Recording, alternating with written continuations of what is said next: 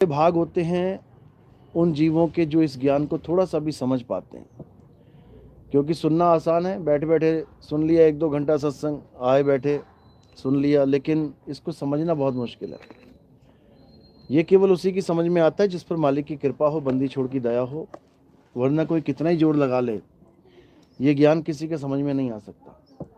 बड़े बड़े ऋषि मुनि, पीर पैगंबर, औलिया इस ज्ञान को समझ नहीं पाए और अपना जीवन जंतर मंतर, वन, यज्ञ, गंगा स्नान, जमुना स्नान, कोई पर्वतों की परिक्रमा करना, कोई सारा जीवन ऐसे ही बिता दिया, नहीं पाए कि हमें करना क्या था। लेकिन मालिक की अपार कृपा होती है, बंदी छोड़ की दया है, तब जाके हमारे जीवन में सत्संग आता है। सत्संग को ऐसा समझ लेना कि सत्संग एक लेक्चर है, कोई आया सत्संग करके चला गया। ये बहुत बड़े भाग होते हैं अपने जीवन में, यानी जन्मों जन्मों की भटकना, जन्मों जन्मों के जितने भी ये चक्र हैं, ये 84 के चक्र, ये सब एक सत्संग से कट सकते हैं। केवल सत्संग ही है जो इसको काट सकता है, अन्यथा कोई पूजा, कोई पाठ, कोई हवन, कोई यज्ञ, किसी देवी देवताओं की पूजा, किसी भगवान की पूजा, ये 84 नहीं काट सकता। अगर 84 कट जाती तो शंकर जी के पास बैल था नंदी, वो भगवान के पास बैल बना बैठा है। गणेश जी के पास चूहा, वो बेचारा चूहा बना बैठा है। कृष्ण जी के पास गाय, 84 का जीव है बेचारा। लक्ष्मी के पास उल्लू, 84 में भटक रहा है। भगवानों के पास रहकर भी तुम्हारी 84 नहीं कट सकती भाई, तुम्हें 84 में जाना ही पड़ेगा। सांप बन के लटक जाओगे गले में भोले शंकर के, तो सांप क्या बहुत अच्छी जून है क्या? लठ मारते हैं सांप को लोग। इसलिए देवी देवताओं की शरण में जाकर भी 84 नहीं कटती, और उन्हीं देवी देवताओं की सब ऋषि मुनियों ने, पीर पैगंबर ने भक्तियां करी हैं। लेकिन मालिक की कृपा होती है, तब जाके हमारे जीवन में कोई संत आता है जो हमें सत्य का ज्ञान बताता है, जो हमें देवी देवताओं में नहीं उलझाता, बल्कि हमें देवी देवताओं से भी ऊपर का ज्ञान, भगवानों से ऊपर का ज्ञान, आत्म ज्ञान समझाता है। उस आत्मा के बारे में बताता है जो अजर अमर अविनाशी है, जिसका ना तो कभी जन्म होता है ना कभी मरण होता है। उसको कोई काट नहीं सकता, उसको कोई मार नहीं सकता, जला नहीं सकता, उसको कोई फना नहीं कर सकता।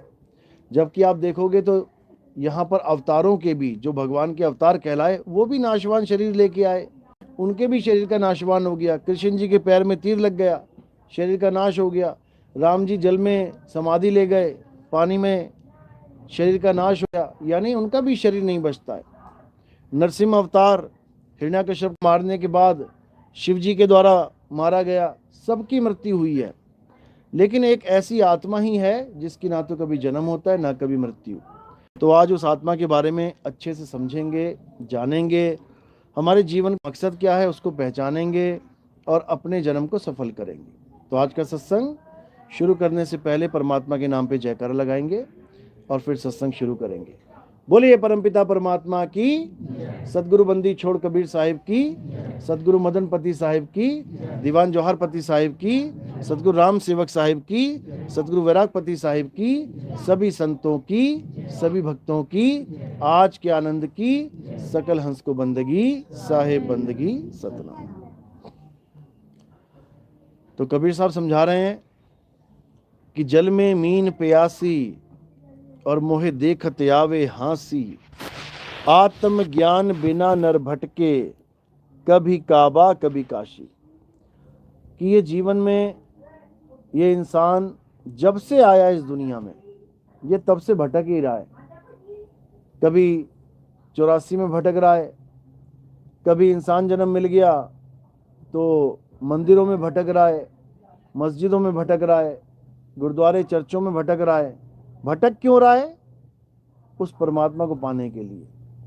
परमात्मा को पाने की क्या जरूरत पड़ गई उसको?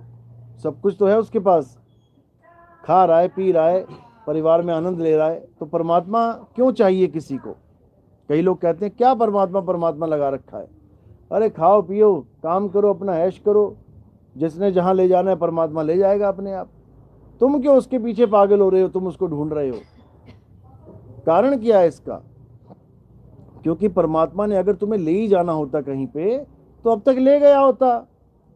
आज भी तुम यहां पर बैठे भ्रमण कर रहे हो, यात्राएं कर रहे हो भगवान को पाने के लिए, तुम पता नहीं क्या क्या कर रहे हो, आज तक परमात्मा तुम्हारे साथ ही, उसको अंग संगी कहते हैं, वो अंग के संग रहता है, लेकिन फिर भी तुम्हें आज तक वो कभी भी पार नहीं कर पाया। अभी भी यहां बैठे हो तो वो साथ रहता, वो भी तुम्हें पार नहीं कर पा रहा है। कारण क्या है? कारण ये है कि वो तुम्हें तब तक पार नहीं करेगा जब तक तुम पार नहीं होना चाहोगे। कोई आदमी पानी में डूब रहा है तो उसको हम कैसे निकालेंगे? जब वो हाथ ऊपर उठा के कहेगा बचाओ बचाओ, तब तो उसको कोई निकाले। तो घुसे ही पानी में गया वो, उसको कौन कौन निकालेगा? उसको वो खुद ही डूबना चाहता है।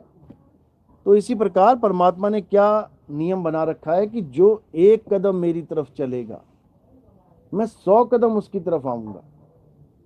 अब वो एक ही कदम ना चल पाए तो परमात्मा 100 कदम क्या करेगा फिर आके, और ना ही वो आएगा। तो वो जो एक कदम है वो और कुछ नहीं है, वो हमारा सही मार्गदर्शन है।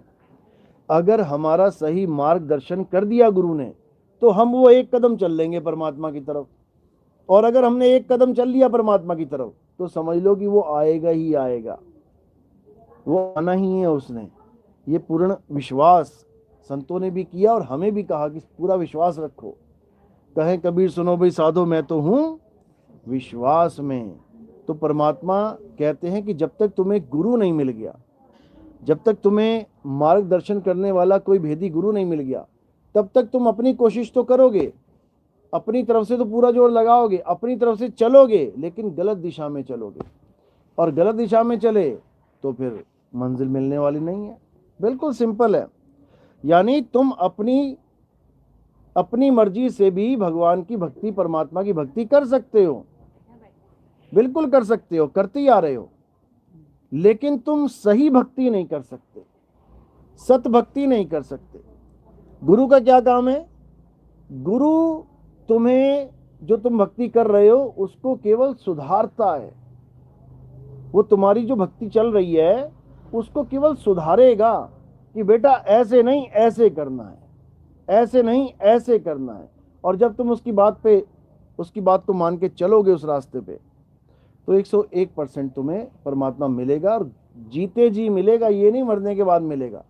ये मरने के बाद वाला ड्रामा जो भी गुरु रच के बैठा हुआ है वो तुम्हारा शोषण करने में लगा हुआ है। उसको पता है कि अगर मेरी भक्ति से नहीं भी परमात्मा मिला तो ये कह नहीं सकता मुझे जीवन भर कि मुझे परमात्मा क्यों नहीं मिल रहा। क्यों? क्योंकि उसने फंडा ये चला दिया कि मरने के बाद मिलेगा। अब मरने के बाद मिलेगा तो कोई सवाल ही नहीं है फिर मुझे क्यों नहीं मिल रहा है। सवाल तो वो करेगा जिसके गुरु ने ये कह दिया बेटा जीते जी मिलेगा। वो सवाल कर सकता है गुरु जी 4 साल हो गए, 5 साल हो गए, 10 साल हो गए, 20 साल हो गए, 40 साल हो गए, 50 साल हो गए, अभी तक अनुभव क्यों नहीं हो रहा। ये बात वो कर सकता है। वो नहीं कर सकता जिसको पहले ही ये पाठ पढ़ा दिया कि मरने के बाद स्वर्ग मिलेगा, मरने के बाद नरक मिलेगा, मरने के बाद तुम्हें मुक्ति मिलेगी। वो क्या करेगा? उसको तो सीधे गुरु बोलेगा तूने मरना है क्या? मरेगा तब मिलेगा, चल मर जा जाके। मरेगा कोई क्या? नहीं मरेगा। इसीलिए कबीर साहब ने बिल्कुल स्पष्ट बोला, अब हूं मिला तो तब हूं मिलेगा, नहीं तो जमपुर वासी। कहते हैं जीते जी मिलेगा मालिक, जीते जी परमात्मा मिलेगा, तब समझना कि मरने के बाद मिलेगा। और अभी मिला नहीं है और तुम कहो कि मरने के बाद ही मिलेगा तो नहीं मिलेगा। समझ लो, ये मरने के बाद वाला सबसे खतरनाक चक्कर है जो हर धर्म में चल रहा है। मुसलमान कहता है क्या मैं जन्नत को देख सकता हूँ? नहीं बेटा, मरने के बाद दिखेगी। हिंदू कहता है क्या मैं स्वर्ग देख सकता हूँ? नहीं, मरने के बाद जाते हैं स्वर्ग। ईसाई कह रहा मैं हेवन देख सकता हूँ? नहीं, मरने के बाद जाना है वहाँ पे। सिख भाई सचखंड जाना है मैंने, मरने के बाद पहुँचोगे वहाँ पे। अरे जीते जी क्या मिलेगा फिर? जीते जी क्या मिलेगा? कबीर साहब के यहाँ जो मिलेगा जीते जी मिलेगा। कबीर साहब मरने के बाद किसी स्वर्ग नरक में जाने का, किसी अलख लोक, अगम लोक, अनामी लोक, सतलोक, अकह लोक में जाने का भरम नहीं फैलाते। वो क्या कहते हैं? अज्ञानी को स्वर्ग नरक है, हरि जाने को नाही, और जिस भव से सब लोग डरत हैं, सो भय हमरे नाही। कह रहे ये मरने के बाद वाला चक्कर हमारा नहीं है भाई, ये अज्ञानियों ने चक्कर फैला रखा है। ये इन धर्म के ठेकेदारों ने ये चक्कर में डाल रखा है तुम्हें कि मरने के बाद ही सब कुछ मिलेगा। मरने के बाद धक्के मिलेंगे, सूक्ष्म शरीर मिलेंगे मरने के बाद, और उन सूक्ष्म शरीरों को फिर स्वर्ग और नरक में भ्रमण करवाया जाएगा। अच्छे काम किए हैं तो जैसे सपने में लॉटरी लग गई, सपने में तुमने बढ़िया महल में खा लिया पी लिया, सपने में तुम्हें अच्छे अच्छे साथी मिल गए, अच्छी अच्छी लड़कियां मिल गई, लड़कियों को लड़के मिल गए, ये सपने के जो भोग हैं, ऐसे ही स्वर्ग के भोग समझो। सूक्ष्म शरीरों में भोग भुगवाए जाते हैं। कैसे? इन्हीं सूक्ष्म शरीरों के द्वारा। स्वर्ग और नरक में सूक्ष्म शरीर जाते हैं, ये नहीं जाएगा, ये तो जला देंगे तुम्हारा यहीं पे, ये दफना देंगे। तो वहां कौन जाएगा?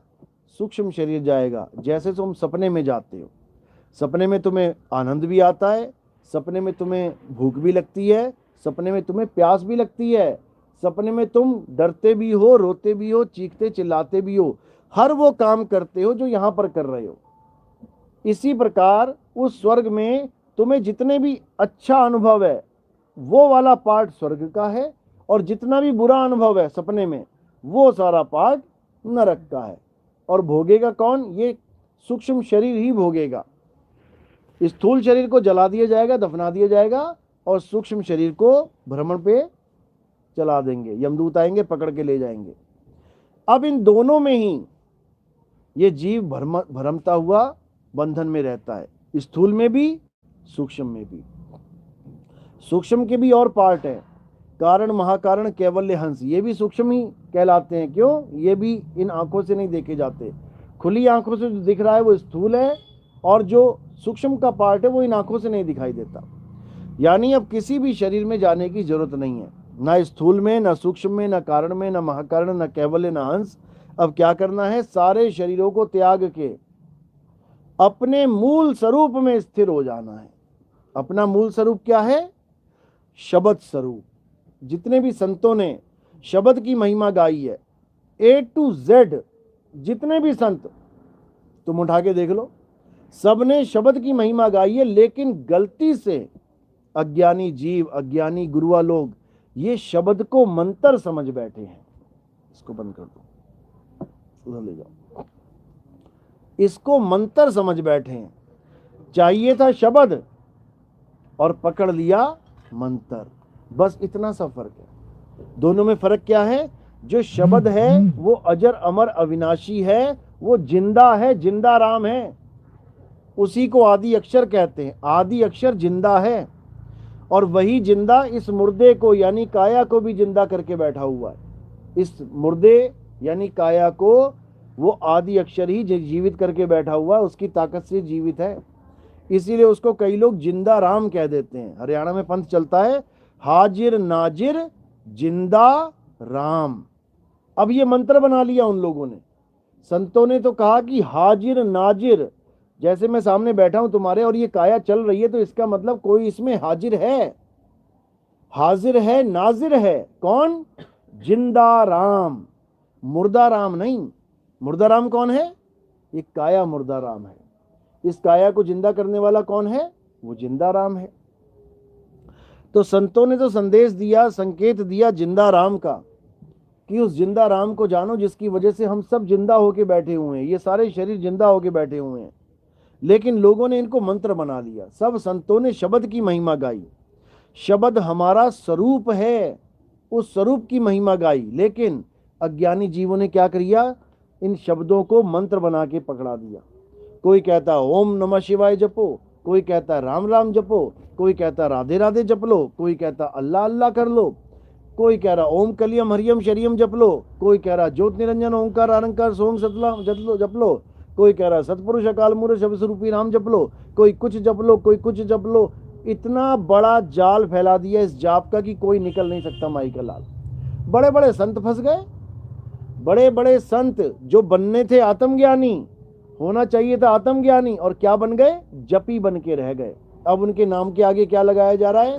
108 महाराज जी, 1008 महाराज जी। क्या है ये 108 1008?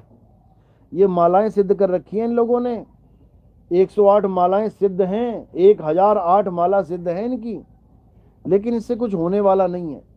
कबीर साहब कह रहे हैं, मोको कहाँ ढूंढे रे बंदे, मैं तो तेरे पास में, ना मैं जप में। कह रहे छोड़ दो ये सारे जप, लेकिन कौन छोड़ रहा है? गा पूरा दिन यही बाणियां रहे हैं, कबीर पंथियों का ये हाल है, सारा दिन यही जप रहे हैं, मोको कहाँ ढूंढे रे बंदे, मैं तो तेरे पास में, नाम है जप में, नाम है, बोल रहे हैं नाम है जप में, नाम है तप में, लेकिन घूम के फिर वही काम कर रहे हैं। और ऐसा अटल होके कर रहे हैं कि कोई छुड़वाने वाला भी मिल जाए तो उसकी बेइज्जती करके भगा देते हैं कि जा रे जा, तुझे कुछ नहीं पता, बिना मंत्रों की मुक्ति कैसे हो सकती है। और गा भी रहे हैं, तंत्र मंत्र सब झूठ है, इनमें ना उलझे कोई, सार शब्द जाने बिना कागा हंस ना होए। तो तंत्र मंत्र को तो क्या छोड़ना था, सार शब्द को भी मंत्र बना डाला इन लोगों ने। इतना बड़ा जाल बुन दिया कि ये जीव बेचारा अब निकल नहीं सकता, कितना ही जोर लगा ले। लेकिन कबीर साहब कहते हैं कि जब काल का जाल पूरे संसार में इतना जबरदस्त फैला होगा कि एक एक जीव काल के शिकंजे में कसा होगा, तब जाके मैं अपने इस पंथ को उजागर करूंगा और पूरे विश्व में जितने भी विवेकी हंस हैं इन सबको एक झंडे के नीचे लेके आऊंगा। पहला काम क्या होगा, सारे विवेकी हंस एक झंडे के नीचे आएंगे और वो लोग टिकेंगे जो दिल के अच्छे होंगे, जिसके दिल में मलाल होगा, जिसके दिल में मैल होगा, जिसके दिल में चतुर कपट होगा, चालाकी होगी, चतुराई होगी, वो इस झंडे के नीचे आकर भी झंडे के नीचे नहीं टिक पाएंगे, वो निकल जाएंगे इस पंथ में से। क्यों, ये भी साहिब ने बोला है, साहिब ने कहा है कि जो खालिस होगा, खालिस यानी जिसमें कोई मैल नहीं होगा, जिसमें कोई मिलावट नहीं होगी, जो पूर्ण रूप से शुद्ध होगा, मालिक का हंस होगा, केवल वही इस पंथ में टिक जाएगा, नहीं तो कमाल जैसे आए और निकल गए। कमाल को तो पुत्र बनाया था कबीर साहब ने, लेकिन मन में लालच था। कहते हैं उजड़ा वंश कबीर का और उपजा पूत कमाल, हरि का सिमरन छोड़ के और घर ले आया माल। कहते हैं बर्बाद कर दिया इस वंश को। ऐसे ही कई भगत भी आते हैं हमारे पास, ऐसी बात नहीं है, जिनके मन में लालच है, कुछ पैसा कमाने के लिए आ रहे हैं, लोगों को भरमा रहे हैं, जीवों को 1 से 4, 4 से 8 करने की जुक्तियां बता रहे हैं। ऐसे आते हैं, 1-2 साल दिखते हैं, 2-4-5 महीने दिखते हैं, फिर शक्लें गायब हो जाती हैं। लेकिन इससे क्या मिला उनको, इससे 84 लाख का एक बहुत बड़ा धक्का मिलेगा उनको, जो इस पंथ में आके भी भगवान की, परमात्मा की भक्ति को छोड़ के दुनियावी पदार्थों के चक्कर में पड़े हैं, वो भी धोखे देके, उनकी तो दुर्गति होगी। तो कबीर साहब ने यही समझाया था कि एक ऐसा पंथ चलेगा जब मालिक के सारे जीव, सारे हंस एक झंडे के नीचे आएंगे और उनके आपस में कोई मतभेद नहीं होंगे।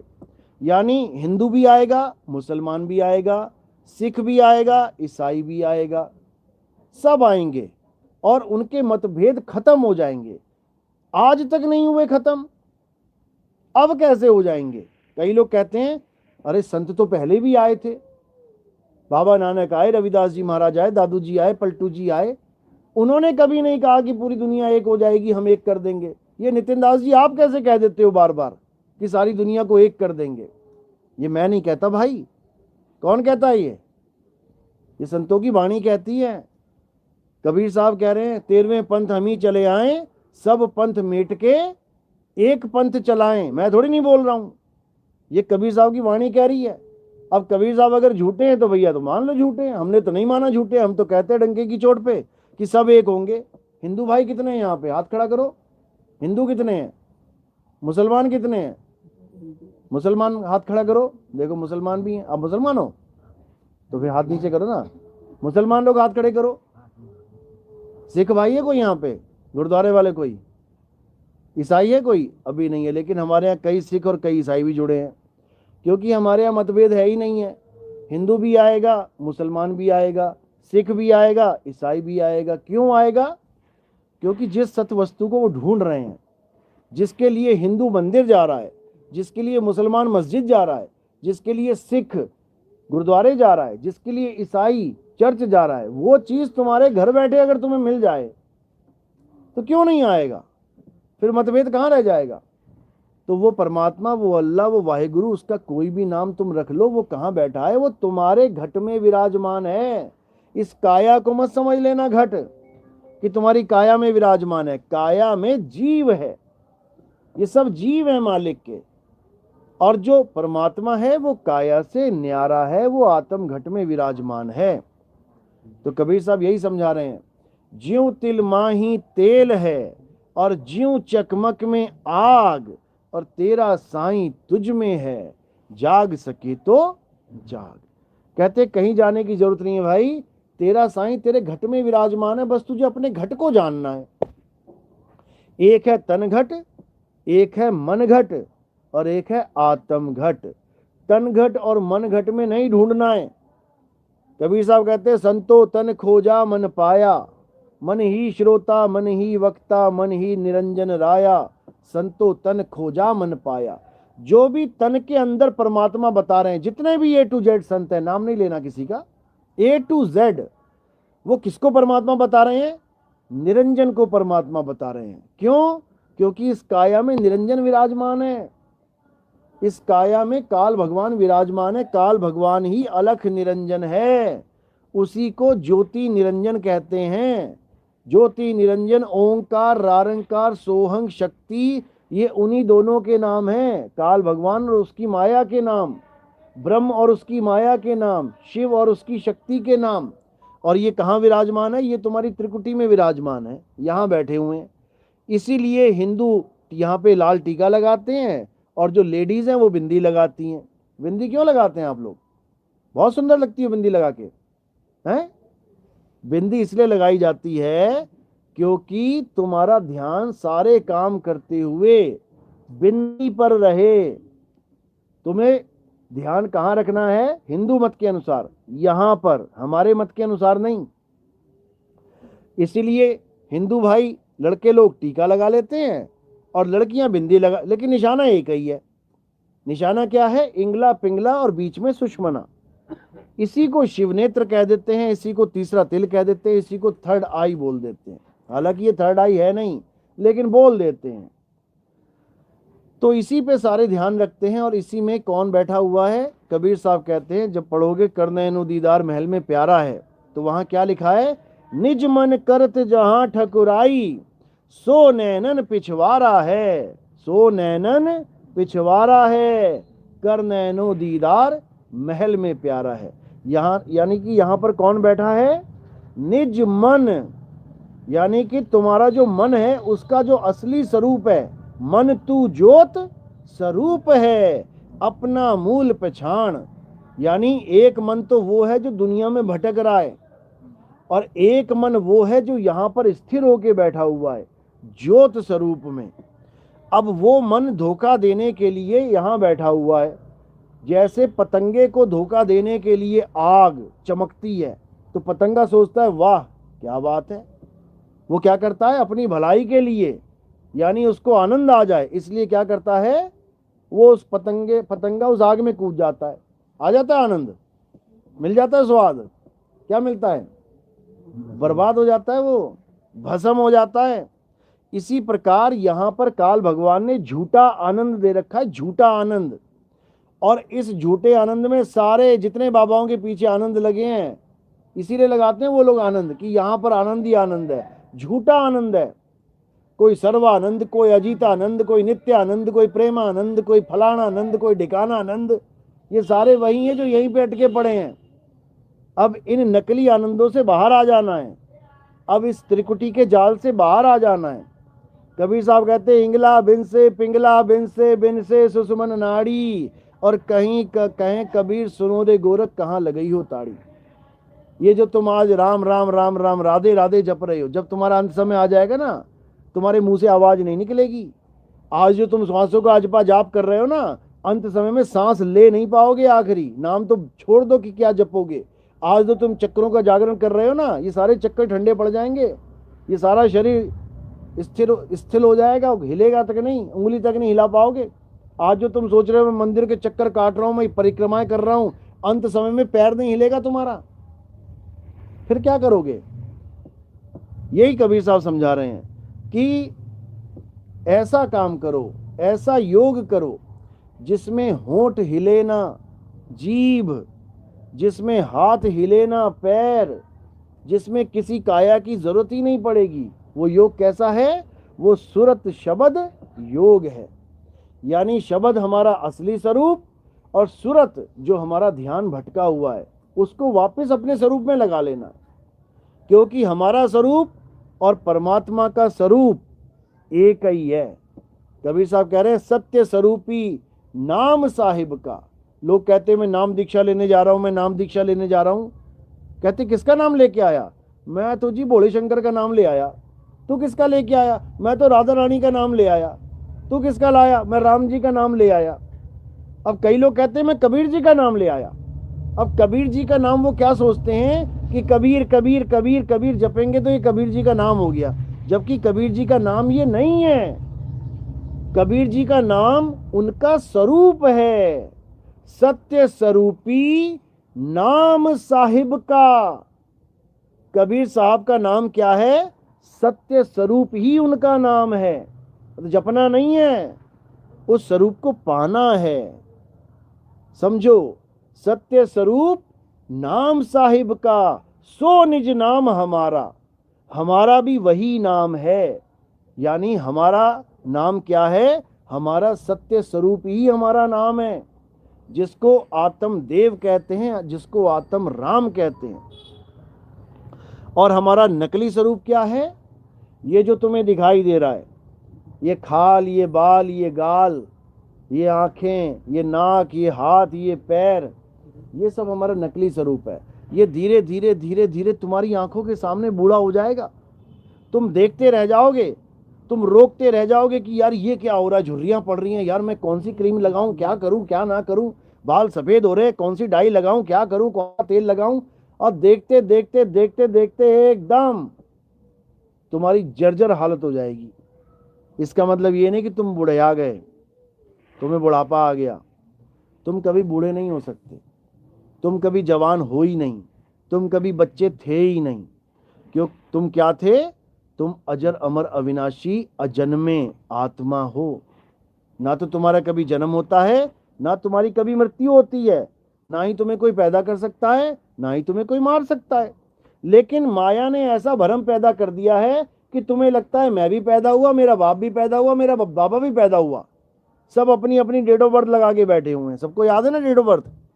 अपनी अपनी जन्म तिथि याद है सबको? फॉर्म में लिखते हो ना। जिसको अपनी जन्म तिथि याद है ना, वो पक्का मरेगा। वो उसने मरना ही मरना है एक दिन। उसकी पुण्य तिथि भी लिख दी जाएगी साथ में, जन्म तिथि इतने साल में, पुण्य तिथि इतने साल में। लेकिन तुम यकीन मानना कि चाहे वो लाखों बार तुम्हारी जन्म तिथि और पुण्य तिथि लिख दें, फिर भी तुम्हारा जन्म और मरण नहीं हो सकता, क्योंकि तुम जन्म मरण से परे हो। सांप जब केचुली छोड़ देता है, सांप होता है ना, वो केचुली छोड़ देता है, अपने जीवन में 100 बार छोड़ता है वो। जब वो सांप केचुली छोड़ देता है तो क्या हम ये कह देते हैं कि सांप मर गया? कभी नहीं कहते। इसी प्रकार के जितने सांप बैठे हैं ना, ये सब केचुली छोड़ के जाएंगे यहाँ पे, और लोग केचुली देख के कहते हैं अरे मेरा बाप मर गया, अरे मेरी माँ मर गई, मेरा बेटा मर। कोई नहीं मरा। उसने थोड़ा थोड़ा हिल हिल के केचुली छोड़ी और निकल गया आगे, और दूसरी केचुली पकड़ लेगा वो। कहने का मतलब वो ऐसा हाल है उसका, जैसे बंद गोभी का छिलका उतारो तो नीचे क्या मिलेगा? फिर छिलका मिलेगा, फिर उसको उतार दे, फिर क्या मिलेगा? फिर छिलका मिलेगा। वो छिलका छीलते छीलते छीलते छिलके उतर जाएंगे, बंद गोभी नाम की कोई चीज ही नहीं मिलेगी अंदर से। बताओ, छिलके कोई बंद गोभी बना दिया हमने। इसी प्रकार ये शरीर छोड़ते जाओगे, पकड़ते जाओगे, छोड़ते जाओगे, पकड़ते जाओगे, इसका कोई अंत नहीं है। अनंत घड़े एक लाइन में रख रखे हैं, अनंत घड़े। ऊपर से एक गिलास पानी डाल दिया, अब क्या है, हर घड़े में छेद है। वो ऊपर वाले घड़े का पानी नीचे वाले में जाता है, उसमें से फिर और नीचे जाता है। अनंतों घड़े कभी खत्म ही नहीं हो रहे हैं। तो पानी वही रहेगा एक गिलास, और सारे घड़ों को नाप लेगा वो। एक गिलास पानी अनंतों घड़ों को नापता हुआ चला जाएगा। इसी प्रकार ये एक जीवात्मा अनंतों शरीरों को नाप के आज यहां बैठी हुई है। समझ लो, इसने अमीबा नहीं छोड़ा, पैरामीशियम नहीं छोड़ा, इसने एल्गी नहीं छोड़ी, इसने चूहे नहीं छोड़े, इसने मक्खी मच्छर नहीं छोड़ा, इसने शेर चीता हाथी घोड़ा घड़ियाल नहीं छोड़ा, इसने व्हेल मछली जैसे जानवर उसको भी धारण कर लिया। समझ लो, फिर भी आज भी ये ऐसे बैठी हुई है जैसे मेरा पहला जन्म है, लग रहा है ना जैसे ये तो मेरा पहला जन्म है। अभी किसी को कह दो ना अरे शादी मत कर, अरे ले एक जन्म मिला उसमें भी शादी ना करूं। ये मन ने ऐसा भरमा दिया कि बेटा ये एक ही जन्म है, और पिछले जन्मों में पता नहीं 20-20 शादी करके बैठा हुआ है, सब भुला दिया, एकदम क्लियर मैटर। बस इसी को समझना है। यानी इस माया के जाल को जितनी जल्दी समझ जाओगे तुम्हारा उतनी जल्दी कल्याण हो जाएगा, और जितना लेट समझोगे समझ लो कि काल का दाव लग जाएगा। तो ठीक है, पक्षपात नहीं करना है, कोई भ्रम में नहीं पड़ना है, सत्य को जानना है। सत्य क्या है? एक सत्य है, इस पूरी दुनिया में एक सत्य है, और वो हिंदुओं का भी है, मुसलमानों का भी है, सिख का भी है, ईसाइयों का भी है। कोई ये नहीं कह सकता कि सत्य केवल हमारा है। कोई कह सकता है कि सूरज हमारा है, हर देश में चमकता है ये? कोई कह सकता है कि ये मेरे देश में चमक रहा है, ये मेरा ही है? हर देश का आदमी इससे लाभ ले रहा है, लेकिन इस पे किसी का अधिकार नहीं है। इसी प्रकार हर इंसान, हर जीव सत्य से लाभ ले रहा है।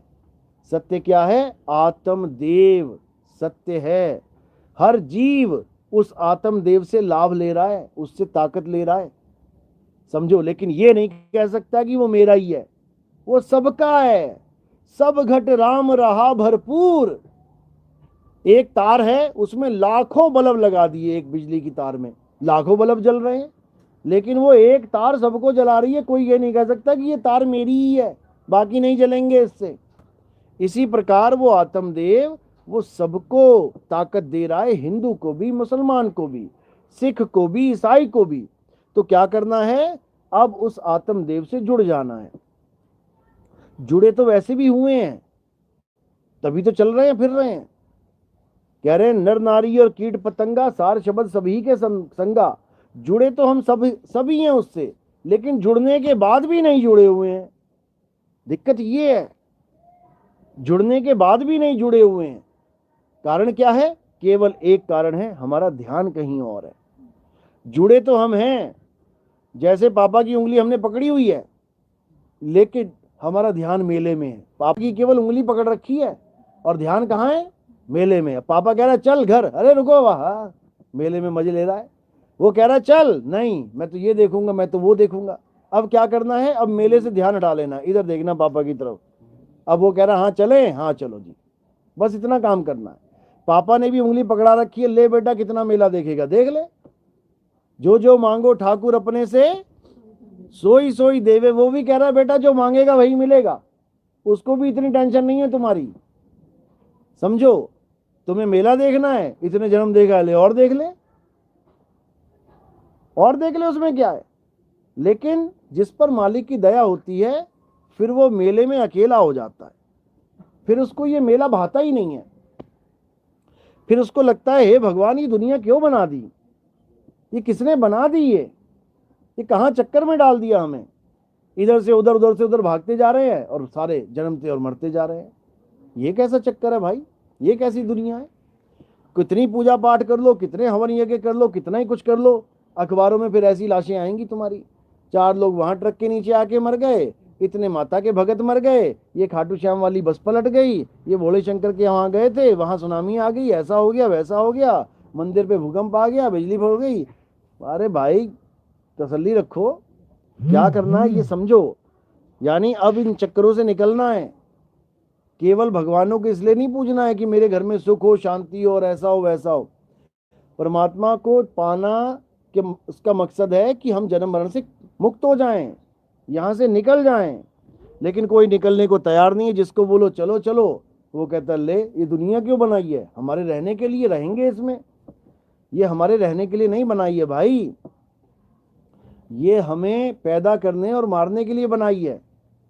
खेत बनाता है ना किसान, ट्रैक्टर चलाता है, पानी लगाता है, कितना कुछ करता है, क्या करने के लिए? उसमें दाना डाल के फसल उगाने के लिए, और उस फसल को काट के खाने के लिए। अब दानों को अगर ये लगे कि ये तो मेरी सेवा हो रही है, यहाँ पे मुझे डालने से पहले देखो कितनी नरम जमीन कर दी गई मेरी सेवा के लिए, मुझे डालने के बाद पानी डाला जा रहा है मेरी सेवा के लिए, उसमें खाद डाली जा रही है, उसमें इंसेक्टिसाइड्स डाले जा रहे हैं, किसके लिए? मेरी सेवा के लिए। तो महामूर्ख है वो, मूर्ख है वो, उसको नहीं पता कि किसके लिए किया जा रहा है। बकरे को अगर कसाई हरी हरी घास खिलाए, ठंडा ठंडा पानी पिलाए, तो बकरे को लगे कि मेरी सेवा हो रही है, तो महामूर्ख है वो। बकरे की सेवा नहीं हो रही है, उसकी कटाई की प्लानिंग चल रही है कि इसको बढ़िया तगड़ा करके काटेंगे। इसी प्रकार ये दुनिया है। इस दुनिया में सर्दियों में धूप कितनी अच्छी लग रही है, गर्मियों में एसी कितना अच्छा लग रहा है, गर्मियों में बर्फों के पहाड़ कितने अच्छे लग रहे हैं, हरी भरी कितनी अच्छी लग रही है दुनिया, खाने पीने को मौज लगी हुई है, फल फ्रूट ये सब। तो हमें लग रहा है क्या बात है, हमारे बढ़िया रहने के लिए दुनिया बनाई है, खाने पीने के लिए बनाई है। ये हमारा भरम है। ये बकरे पल रहे हैं, सारे बकरे बैठे हुए हैं, जिसका नंबर आएगा छुरी चल जाएगी गले पे, एक भी ना बख्शा जाएगा। सब बकरों को सजाए मौत हो चुकी है, बस अपना अपना नंबर यानी अपनी अपनी बारी की तैयारी हो रही है। सजाए मौत सबकी हो गई है। जो यहाँ पैदा आ गया, जो इस दुनिया में आ गया, यानी जो बकरा कसाई के बाड़े में आ गया, समझ लो उसका खेल खत्म है। बस यही है कि कोई आज मरेगा, कोई कल मरेगा, कोई परसों मरेगा, कोई नरसों मरेगा। इसी प्रकार इस दुनिया में हम जितने भी लोग बैठे हुए हैं, ये केवल और केवल अपने दिन गिन रहे हैं, इससे ज्यादा कुछ नहीं है। अब हाँ, थोड़े लेट है, महीने बाद मरना है, चलो 30 दिन यार मौज ही कर लेते हैं। बकरा कह रहा अच्छा अभी है मुझे 1 साल जीने में, चल यार बच्चे ही पैदा कर लेते हैं। 2-4 बच्चे पैदा कर लिए, बना ली फैमिली। लेकिन मरने के लिए, जीवन और मृत्यु के बीच में जितना भी टाइम है, हम उस टाइम पास को हम अपने मजे के लिए यूज कर रहे हैं। जबकि वो टाइम हमने कहाँ यूज करना है, यहां से भागने के लिए। वो टाइम हमें दिया गया है जन्म और मरण के बीच का, भागने के लिए। कबीर साहब समझा रहे हैं, भाग भाग रे फकीर के बाल के, कनक और कामिनी से शेर लागा, फाड़ के खाएगा खड़ा चिल्लाएगा। बड़ा बेवकूफ है जो ना भागा, बचे नहीं नीमी ऋषि, बचे नहीं रिंगी ऋषि। ऋषि नारद मुनि को चाप डाला और कहे कबीर बचेगा सोई करे सत्संग, दिन रैन जागा। यानी दिन और रैन यानी 8 पहर सत का संग करके ही यहां से भाग सकते हैं। और जब तक हम यहां से भागे नहीं, तब तक काल के मुंह में बार बार जाना पड़ेगा। तो भागने के लिए क्या रास्ता बता रखा है कबीर साहब ने। जैसे हम सीढ़ी के सिर पे पैर रखते हैं, एक सीढ़ी होती है, ये मेज होता है, हम मेज के ऊपर पैर रख के आगे चले जाते हैं, चढ़ जाते हैं कहीं पे। इसी प्रकार जहां हमने जाना है वहां हम कैसे पहुंचेंगे, हम काल के सिर पे पैर रख के पहुंचेंगे। कबीर साहब कहते हैं कि जब तक तुम काल का नाम जप रहे हो, तब तक तुम उसके सिर पे पैर नहीं रख सकते। और जब तुम भेदी गुरु से ज्ञान लेके उसके सिर पे पैर रखना सीख जाओगे, फिर तुम्हें काल का नाम जपने की जरूरत नहीं रह जाएगी। इसीलिए कह रहे हैं काल के सिर पे पांव दे, सतगुरु के उपदेश, और साहिब बाह पकड़ के ले चले अपने देश। यानी कि अब हमें काल के सिर पे पैर रखने का इंतजाम करना है। कौन है काल पता है? इस 3 लोक का मालिक है। इस धरती आसमान पाताल का मालिक है। 3 लोक एक जेल है, पाप पुण्य 2 जाल, और सारा जग भोजन बना, खाने वाला काल। वो काल इस तीनों लोक को मुंह में लेके घूमता है। सोचो, वो जो पूरी दुनिया का मालिक है, उसके सिर पे पैर रख के जाना है आपने, तो आपको क्या बनना पड़ेगा सोचो। एक कुत्ते के सिर पे पैर नहीं रख सकते आप। इंसान बन के कुत्ते के सिर पे पैर रखोगे तो क्या कर देगा वो काट लेगा, इंजेक्शन लगवाएगा तुम्हारे। यानी एक कुत्ता भी अपने सिर पे पैर नहीं रखवा सकता इंसान से। तो सोचो वो 3 लोग का मालिक कैसे रखवा लेगा एक इंसान से। आप इंसान बन के उसके सिर पे पैर नहीं रख सकते। क्या बन के रखोगे? क्या बनना पड़ेगा आपको? आपको शब्द होना पड़ेगा। शब्द हमारा तू शब्द का, सुन मत जा सरक, और जो चाहे निज रूप को शब्द ही ले परख। यानी तुम्हें शब्द होना पड़ेगा। शब्द से वो काल भगवान डरता है। सार शब्द आए जेहि विधि हाथा, तेहि विधि काल नवावे माथा। माथा यानी सिर, वो तुम्हारे आगे सिर झुका देगा, और तुम शब्द स्वरूप हो जाओगे तो उसके सिर के ऊपर पैर रख दोगे। और शब्द स्वरूप ही नहीं हो पाए तो भूल जाना कि काल के सिर पे पैर रखोगे, मारेगा दौड़ा दौड़ा के तुम्हें। तो अब क्या करना है, अब हमने शब्द रूप हो जाना है। कैसे होंगे? अरे सुरत समाए शब्द में, और वाको काल ना खाए, जाप मरे अजपा मरे, अनहद भी मर जाए। ये जाप देने वाले जितने भी गुरु हैं, राधे राधे राधे जपले, राम राम जपले, अल्लाह अल्लाह जपले, वाहिगुरु जपले, कबीर कबीर जपले, ये सब तुम्हें बर्बाद करने के लिए बैठे हुए हैं। तुम्हारी बर्बादी का कारण है ये नाम जाप। अगर किसी को परमात्मा नहीं मिल रहा है तो कारण क्या है? नाम जाप। क्योंकि सतयुग में नाम जपा, त्रेता में नाम जपा, द्वापर में नाम जपा तो मुक्ति हो जानी चाहिए थी। आज क्यों बैठे हुए हैं यहाँ पे? और अगर कलयुग में भी नाम जपा तो वापस आने की तैयारी करो। कलयुग में कोई नाम नहीं जपना है। कलयुग में किस नाम की महिमा है उसको समझ लो। गुरबाणी में आता है, अब कलु आयो रे, एक नाम बोवो बोवो। यानी अब कलयुग आ गया, अब नाम का बीज डाल दो। तो सतयुग द्वापर त्रेता में कौन से बीज डाल रहे थे हम? कहते हैं कलयुग में एक नाम आधारा, और सिमर सिमर नर उतरो पारा। तो फिर सतयुग त्रेता द्वापर में कौन सा नाम जप रहे थे हम? जो आज कलयुग में नाम आधार है, तो तब कौन सा आधार था? अरे बड़े बड़े राक्षसों तक नाम जपिए, नाम जपे उन्होंने, ओम नमः शिवाय, ओम नमः शिवाय। शंकर जी को प्रकट होना पड़ गया। उन्होंने ओम ब्रह्मा किया, ब्रह्मा जी को प्रकट होना पड़ गया। वरदान दिए, दिए कि नहीं दिए? दिए। इसका मतलब नाम जपा गया है सतयुग द्वापर त्रेता में। तो फिर आज किस नाम की महिमा गाई जा रही है? अब इन दोनों नामों में फर्क है। वो नाम जपने में आते हैं और ये नाम सिमरन में आता है। जपना और सिमरन करना, इसमें जमीन आसमान का अंतर है। जपना किससे किया जाता है? इस जीव से, कंठ से, मुख से। और सिमरन किससे किया जाता है? सुरत से। दोनों में जमीन आसमान का अंतर है। कबीर साहब कह रहे हैं, नाम है जप में, नाम है तप में। जाप तो उन्होंने काट ही दिया, समझो। यानी सतयुग त्रेता द्वापर में जो नाम जपे जाते थे वो क्या थे? वो 52 अक्षरी नाम थे। उनको जीव के द्वारा जपा जाता था। ओम नमः शिवाय, हरे राम हरे कृष्णा, ओम नमो भगवते वासुदेवाय। ये सारे नाम अक्षर हैं। इन नामों को तोड़ोगे, संधि विच्छेद करोगे, अक्षर ही अक्षर निकल आएंगे तुम्हारे आगे। अक्षरों का जाप किया जाता है। और सिमरन, सिमरन का मतलब क्या है? सिमरन पंजाबी वर्ड है, सिमरन। ये आया कहां से? संस्कृत के शब्द स्मरण से।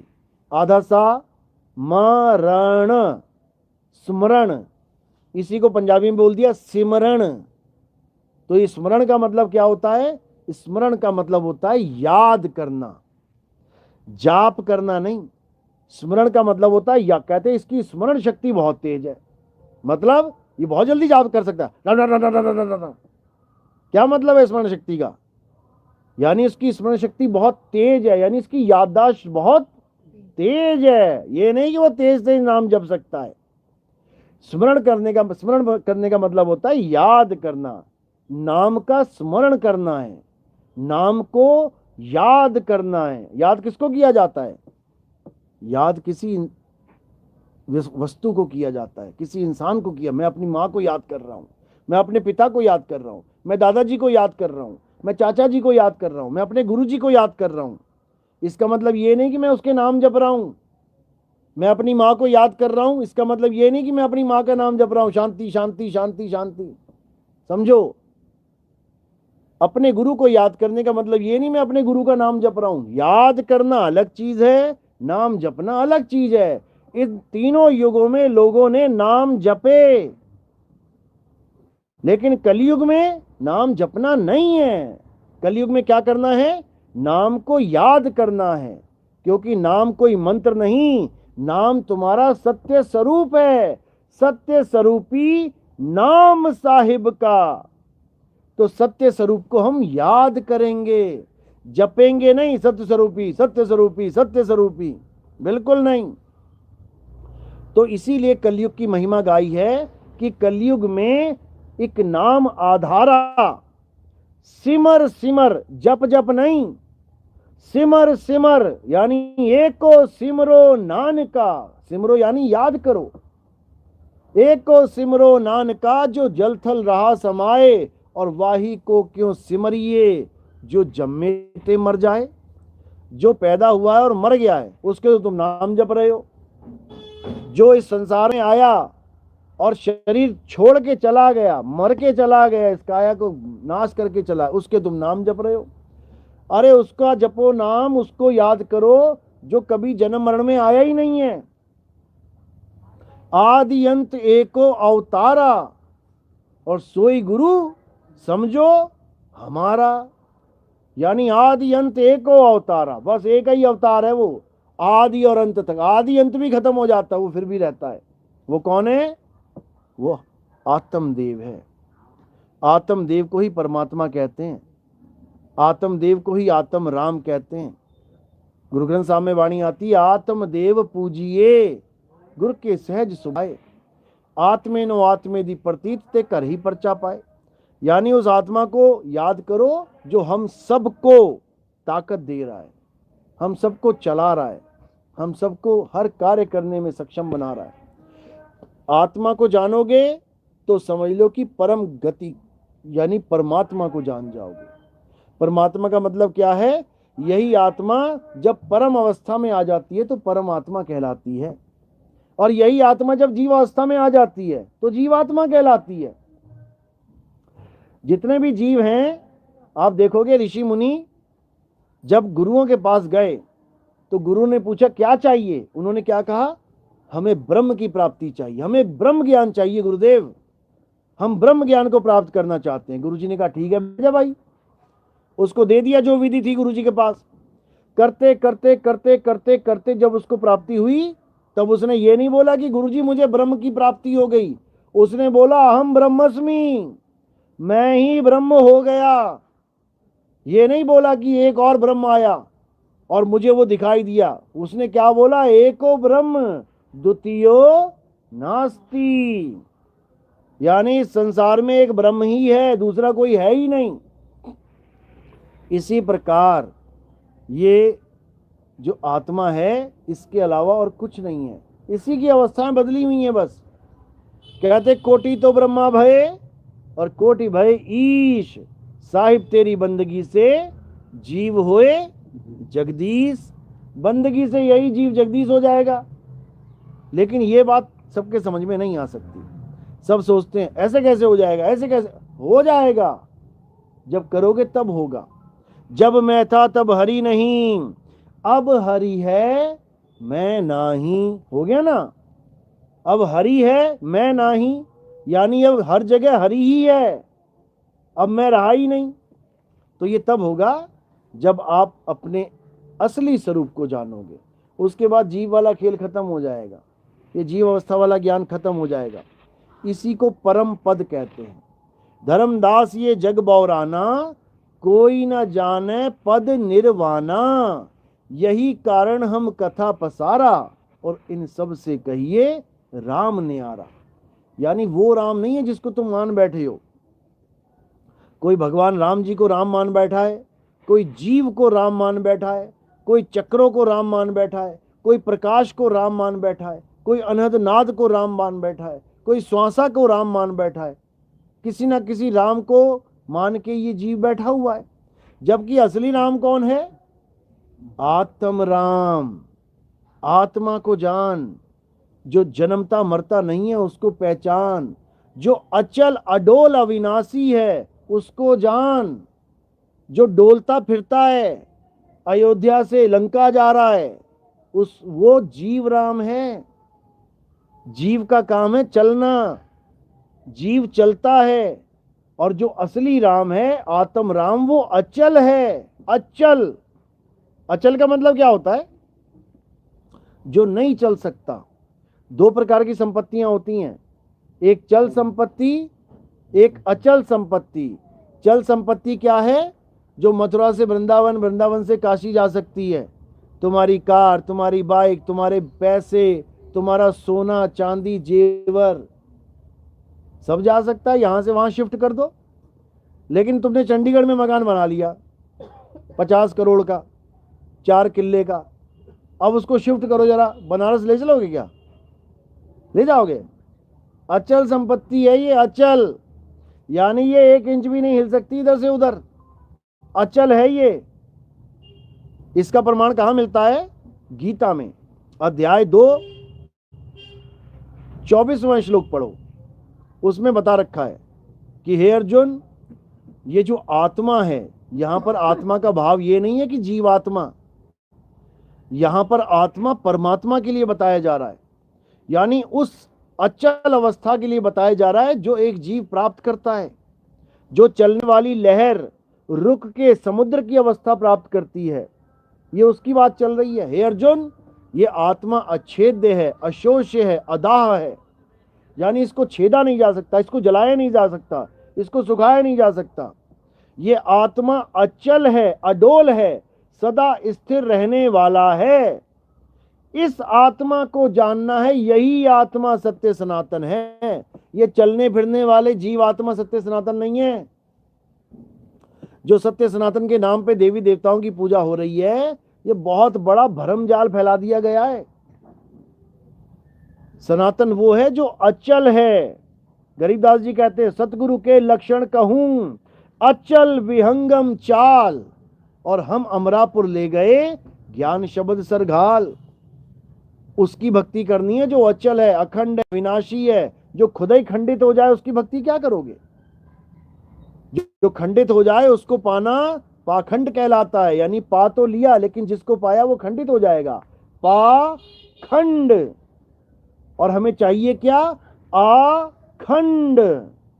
तो जब आखंड आ जाएगा तो पाखंड खत्म हो जाएगा, और जब तक अखंड नहीं आया तब तक तुम्हारी हर गतिविधि पाखंड है।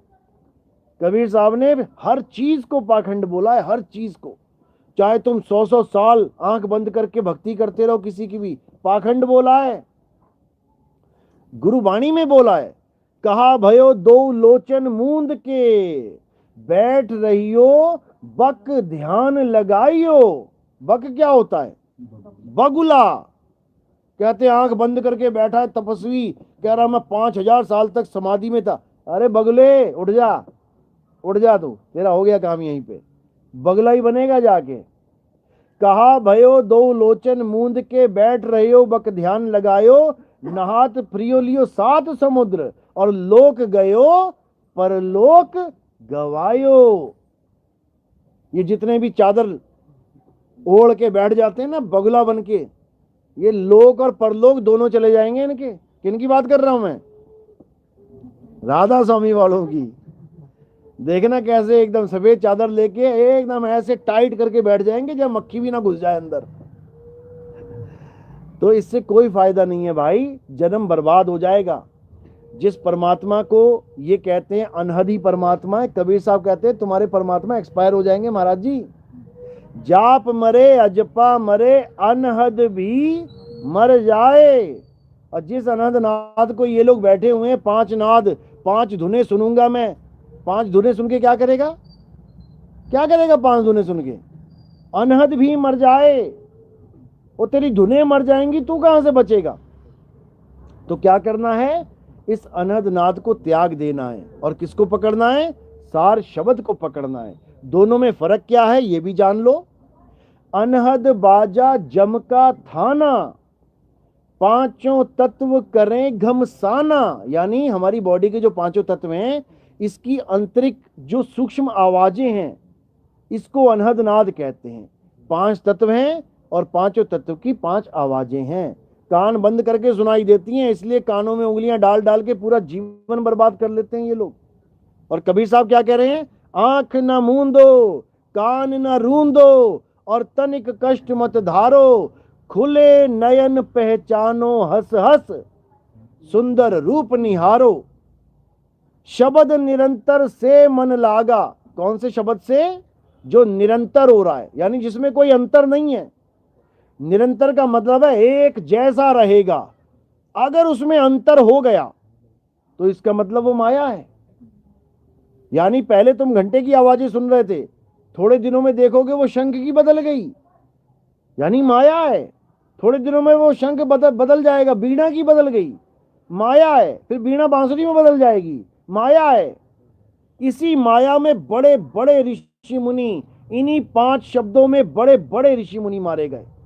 क्या कहते हैं? साधु सिद्ध त्रिदेव आदि सब इन 5 शब्द में अटके और मुद्रा साध रहे घट भीतर, फिर औंधे मुंह लटके। अब बताओ और क्या बताए बंदा, क्या समझाए, किसको समझाए? और यानी इतना बुरा हाल हो जाएगा, फिर औंधे मुंह लटक जाओगे। फिर औंधे मुंह लटकने का मतलब ये नहीं कि इंसान जन्म में आ जाओगे दोबारा। औंधे मुंह का मतलब है 84 की टिकट कट जाएगी तुम्हारी हालत खराब हो जाएगी। इसलिए क्या करना है, दोनों में फर्क समझ लो। अनहद बाजा जम का थाना, पांचों तत्व करे घमसाना। अनहद बाजा विधि विधि बाजे, ये अलग अलग तरह से बजेगी। लेकिन जो परमात्मा का असली शब्द है, सार शब्द न्यारी धुन गाजे, वो धुन ही अलग है बिल्कुल। वो एक रस अखंड अविनाशी है, वो खंडित नहीं होती कभी, वो बदलती नहीं है। नाम अखंड और सब खंडा, सार शब्द गरजे बरमंडा। यानी वो सार शब्द ऐसी आवाज है जो कभी बंद नहीं होती, जो 24 घंटे एक रस चलती है। उसी सार शब्द को परमात्मा कहते हैं। एक रांझड़ी वाले बाबा जी हैं, उनकी किताब है, उसमें क्या लिखा है, उसका टाइटल सार शब्द सतपुरुष कहाया। अब लिख तो दिया बाबा जी ने, बहुत बढ़िया, क्योंकि ये रियलिटी है, ये असलियत है कि परमात्मा कौन है। सार शब्द ही परमात्मा है। लेकिन बाबा जी सार शब्द कान में देते हैं फूक मार के। यानी परमात्मा को पहले पेट में लेके आएंगे, फिर पेट से गले तक लाएंगे, फिर मुंह से फू करके तुम्हारे अंदर डाल देंगे। कहते हैं डल गया बीज, सार शब्द पड़ गया तुम्हारे अंदर, इससे तुम्हारा कल्याण हो जाएगा। बताओ, अरे भाई सार शब्द परमात्मा है, सार शब्द अचल है। पेट से लेके मुंह तक नहीं आएगा वो, और मुंह से निकल के कान में नहीं घुस जाएगा वो। अचल है वो, अचल। लेकिन उसको कोई जान ही नहीं पा रहा है। तो क्या करना है, अब सार शब्द और अनहद शब्द में फर्क समझ लेना है। अनहद बाजा विधि विधि बाजे, सार शब्द न्यारी धुन गाजे। वो बिल्कुल न्यारा है। वो तब समझ में आता है जब भेदी गुरु तुम्हारी सूरत को उसमें 8 पहर रमाएगा, तब समझो कि अब सार शब्द की भक्ति हो रही है, अन्यथा माया की भक्ति चल रही है। समझ लो। तो क्या कह रहे हैं, जब तक सार शब्द का भेदी यानी उस अनमोलक वस्तु का भेदी गुरु नहीं आ गया, तब तक तुम ये कचरा ही ढोते रहोगे। कचरा यानी थोथा, ये थोथा यानी कचरा ही ढोगे। तो साहिब समझा रहे हैं, सतगुरु ऐसा चाहिए जैसा सूप सुहाए, और सार सार तो गही रहे, थोथा दे उड़ाए। यानी सार का मतलब क्या है, सार शब्द। सार शब्द का तो ज्ञान हमें बता दे, परमात्मा का तो भेद हमें समझा दे, और उसके अलावा जितना भी ये थोथा ज्ञान है, जप तप व्रत पूजा पाठ हवन यज्ञ नित्य नेम, ये मंदिर मस्जिद जो भी तुम्हें दिख रहा है, यहां पर फिर तुम्हारा कनेक्शन नहीं जुड़ना चाहिए, बिल्कुल निवृत्त हो जाओ। अध्याय 3 17वां श्लोक यही समझा रहा है। हे अर्जुन, जो अपनी आत्मा में रमण करते हैं, जो अपनी आत्मा में तृप्त हैं, जो अपनी आत्मा में संतुष्ट हैं, उनके लिए कोई धार्मिक कर्म कर्तव्य लागू ही नहीं होता। बिल्कुल किनारे कर दिया आपको, बिल्कुल अलग, सेपरेट करूं जगत से न्यारा। ये तभी होगा जब सार शब्द का भेदी गुरु मिलेगा। तो सार शब्द क्या है, सार शब्द हमारा सत्य स्वरूप है। सार शब्द क्या है, सतनाम ही सार शब्द है।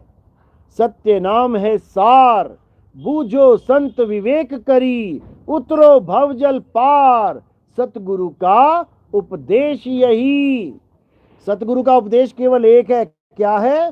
सतनाम बताना, सतनाम बताना, वही काम है सतगुरु का। और ये मंत्र जंतर देना नहीं कि राधे राधे जप ले, राम राम जप ले, श्याम श्याम, ये तो बिना गुरु के भी जप सकते हो, बिना गुरु के भी ज्ञान है तुम्हें, लेकिन सार शब्द का ज्ञान बिना गुरु के नहीं हो सकता। इसलिए बोला है सतगुरु सोई सतनाम बतावे, और बाकी गुरु कोई काम न आवे। और कोई गुरु तुम्हारे काम नहीं आएगा, भले तुम सारी प्रॉपर्टी उसके नाम कर दो कि मैं बड़ा दानी हूं, बड़ा ये हूं। अरे दानी है तो फिर आजा, दान का फल पा जा। क्या क्या है दान का फल? क्या है? दानियों को क्या मिलेगा? सोने की बेड़ी, सोने की बेड़ियां मिलेंगी। पहननी है क्या? पहना दें? खुद पैसा दे के जाके पहनते हो, खुद पैसा देते हो, भैया बढ़िया वाली बेड़ी बना देना, पैसा दे के पहनते हो, तब तुम्हें लगता है मैं चौधरी बन गया। और लोहे वाली बेड़ी से बचते हो, अरे भैया कहीं लोहे की बेड़ी ना पहना दे कोई। अरे पाप पुण्य ये दोनों बेड़ी, और एक लोहे एक कंचन केरी, पाप और पुण्य ये दोनों बेड़ियां हैं, इन दोनों से न्यारे होना है। पाप और पुण्य, सुख और दुख दोनों से न्यारा होना है।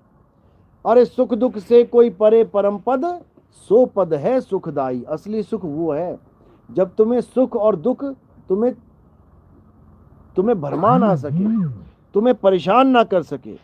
सुख में तुम सुखी ना रहो और दुख में तुम दुखी ना रहो, तब तुम समता भाव को प्राप्त हो जाओगे, एक रस में आ जाओगे। कह रहे गल्ली जोग न होई, एक दृष्टि से समसर जाने, जोगी कहिए सोई गल्ली जोग ना हुई। ये बातों से नहीं होता है कि बातों से कोई जोगी बन गया है।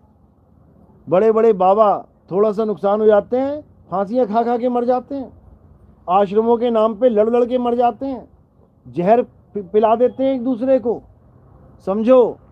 लेकिन जो समदृष्टि होता है वो एक रस होता है। राजा जनक के पास जब सुखदेव ऋषि आया तो राजा जनक को बोला कि तू तो ग्रस्त है और मैं बैरागी त्यागी हूं, तू मुझे क्या ज्ञान देगा? वो कहते भाई कोई बात नहीं, बैठ यहां पे। तो वो जिस झोपड़ी में उसको रोका गया था, उस झोपड़ी में सारा सामान था उसका, तो आके महल में बैठ गया वो। तो जनक जी ने इशारा किया था पहले ही कि आग लगा देना उसकी झोपड़ी में, और महल में भी आग लगा देना। तो जब झोपड़ी में आग लगाई तो महल में भी आग लगा दी। तो झोपड़ी वाला बंदा जो वहां पे दरबान था भागा आया, कहता है आपका सामान, आपकी झोपड़ी जल रही है। तो वो उसके पहले महल में आग लगाते हैं। तो जब महल में आग लग रहा होता है तब राजा जनक आराम से बैठा होता है, उसको कोई चिंता ही नहीं होती है। तो वो देख रहा होता है कि पूरे महल में आग लग रही है, राजा जनक को कोई दिक्कत ही नहीं आ रही है, क्या दिक्कत है, क्या प्रॉब्लम है, उसको समझ में नहीं आता। इतने में खबर आती है कि तेरी झोपड़ी में भी आग लग गई है और तेरा सामान जल रहा है। तो वो उठ के भागने लग जाता है कि मैं अपना सामान बचाऊं। तो राजा जनक कहता है बैठ जा भाई, यहीं पे क्या दिक्कत है। साधु वो होता है जो एक रस में रहता है, यानी उसको इससे फर्क नहीं पड़ता क्या हो रहा है क्या नहीं, दृष्टा भाव में रहता है। यानी तू साधु होकर भी, तू विरक्त होकर भी तू माया को त्याग नहीं पा रहा है। जल रही है, जलने दे, जिसकी थी ले जाएगा वो, क्या तू गर्भ से लेके आया था? लेकिन जो राजा जनक है वो विचलित नहीं हुए। क्यों? उनके गुरु अष्टावक्र थे, उन्होंने उनको ज्ञान दिया था, ब्रह्म ज्ञानी थे वो। भले मुक्ति का ज्ञान नहीं था, लेकिन उनको इतना पता लग गया था कि ये सुख और दुख, इससे परे हो जाना है, दृष्टा बन के साक्षी भाव में रहना है। इतना ज्ञान तो उनको पता था, लेकिन आत्म ज्ञान नहीं था। आत्म ज्ञान के लिए उनको आगे जन्म लेने पड़े, तब जाके उनकी मुक्ति हुई है। चलो, तो आज का सत्संग यही समाप्त करते हैं। बात समझ में आ रही है मेरी? बहुत अच्छी बात है, समझना है। और आगे से आगे लेक्चर थोड़ी चल रहा है यहाँ, आगे से आगे लोगों को समझाना है, बताना है, क्योंकि ये ज्ञान ऐसा है कि ये जल्दी समझ में नहीं आता है। आज बताना शुरू करोगे ना, तब जाके समझ लो कि 36 महीने बाद समझ में आएगा उसको। इतना समझ लेना, 3 साल 4 साल लग जाते हैं लोगों को समझते समझते। तो ठीक है, जो तुम्हारे प्रेमी हैं, जो तुम्हारे प्यारे हैं, जो तुम्हारे अच्छे तुम्हारे कांटेक्ट में हैं, उनको सत्संग भेजते चलो, उनको ज्ञान समझाते चलो। आज नहीं तो कल, कल नहीं तो परसों ये ज्ञान सबके समझ में आएगा, सबका कल्याण होगा।